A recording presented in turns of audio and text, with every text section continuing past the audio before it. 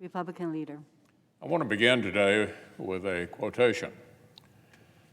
Quote, because this massive accumulation of debt was predicted, because it was foreseeable, because it was unnecessary, because it was the result of willful and reckless disregard for the warnings that were given and for the fundamentals of economic management, I'm voting against the debt limit increase.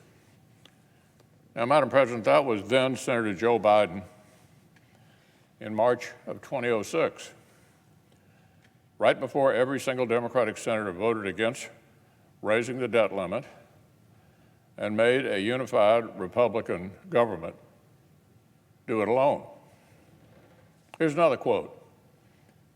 Today's fiscal mess is the inevitable outcome of policies that consistently ignored evidence and experience. My symbolic vote against raising the debt limit would have been a protest of the policies that have brought us to this point and a demand that we change course, end quote.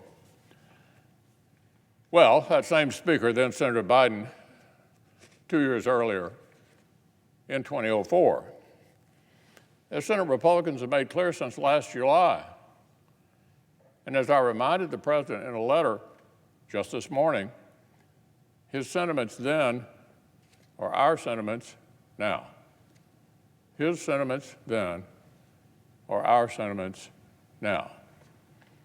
For the last few weeks, Washington Democrats tried to forget that they lined up to oppose debt limit increases during unified Republican government. They pretended these votes are always bipartisan. Well, that was simply not true. So now our colleagues have moved on to yet another new argument that is equally flimsy. Now, they claim they'd be perfectly happy to handle this responsibility with 51 votes done one way, but they'd rather risk the nation's credit than doing it with 51 votes a slightly different way. Two different ways to achieve 51 votes. I'm not kidding. This is the position they're taking. The President said it today. The reconciliation procedure would be slightly more inconvenient, they said. A few more days, a few more votes they'd rather duck. The Democratic leaders running America are saying with a straight face that the entire U.S. economy should live or die based on the procedural convenience of Washington Democrats. Now, I've got no problem using the party line process over and over and over to spend trillions and transform the country. But now, for this purpose only, they suddenly and mysteriously find it unappealing. Democrats could not be more capable of handling this on their own. Just months ago, the Democratic leader won new powers to reuse reconciliation over and over. They don't even need our consent to set a vote at 51 instead of 60. They need even less help raising the debt limit than majorities needed in the past.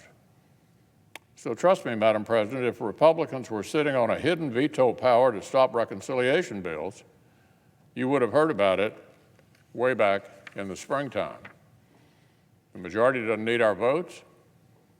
They just want a bipartisan shortcut around procedural hurdles they can actually clear on their own. And they want that shortcut so they can pivot right back to partisan spending as fast as possible. They want a bipartisan shortcut to get right back to more partisan hardball. And Republicans have spent 2.5 months, this is no surprise, 2.5 months ago, explaining that this is the way they needed to go forward on the debt ceiling. This unified Democratic government is having trouble governing. They couldn't even pass the bipartisan infrastructure bill, which the President negotiated and the Speaker of the House promised would pass last week. The majority needs to stop sleepwalking toward yet another preventable crisis. Democrats need to tackle the debt limit. We gave them a roadmap and 3 months' notice. I suggest that our colleagues get moving. Now, on an obviously related matter, speaking of Democrats' reckless taxing and spending, this unified government is behind closed doors, brainstorming ways to make inflation even more painful for American families. Their next reckless taxing and spending spree is packed with radical left-wing policies and the biggest tax hike on the American people in half a century. So far, the bill is more than 2,400 pages long, but it can be summarized in just 4 words: hurts families and helps China. Hurts families and helps China. Wasting trillions and trillions of dollars on socialism would be a bad idea any day, but it's a uniquely bad idea at a time when American families are already being hammered by inflation and soaring costs. The government's own data continue to indicate that the historic and painful inflation that began to take hold of our economy this spring isn't going anywhere anytime soon. The chairman of the Federal Reserve acknowledged last week that rising prices have become an increasingly broad and structural problem. Last week, the Commerce Department reported that inflation has continued to rise faster than at any time since 1991. The Democrats' inflation is so bad that even though the average American worker has gotten a multiple percentage point pay raise over the last year, their actual purchasing power has actually been cut. Their paychecks have gone up, but their buying power has gone down. Wholesale inflation just marked the steepest 12-month jump on record. Even dollar stores are having to raise their prices. Just ask any American family about the last few trips to the supermarket, the gas station, or the toy store. Heaven forbid if they've had to participate in the housing market or the auto market anytime lately.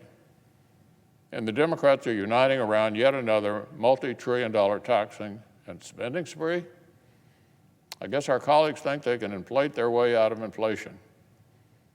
That is going to be an extraordinarily painful experiment for the middle-class families of our country.